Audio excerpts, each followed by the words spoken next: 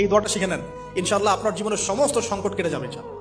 আমি নিজেও এই দোয়াটা বেশি বেশি করার চেষ্টা করি। দোয়াটা হচ্ছে, মুসা আলাইহিস সালাম একটা গাছের নিচে হেলান দিয়ে বসলেন, বসে দেখলেন দুজন মেয়ে দাঁড়িয়ে আছে দূরে, পানি নিতে পারছে না। লোকজন পানি নিয়ে যাচ্ছে, ওরা দাঁড়িয়ে আছে বেচারি। মুসা আলাইহিস সালাম গিয়ে বললেন, কি সমস্যা আপনাদের? এটা নিয়ে আপনারা আবার মেয়েদের সাথে কথা বলার চেষ্টা করেন, ঠিক আছে? তো মাহারাম গায়রা মাহারাম মেনে চলে। তারা বললেন যে আমাদের বাবা অনেক বৃদ্ধ মানুষ, আমরা পানি নিতে পারি না যতক্ষণ না আমাদের কম পানি নিয়ে চলে যায়। মুসা আলাইহিস সালাম একটু বললাম না, ফিজিক্যালি খুব স্ট্রং ছিলেন, থাকে না বডি বিল্ডার, সামনে গিয়ে কথা বলে সরো পানি দিতে দাও, তখন মানুষ একটু মূল্যায়ন করে না।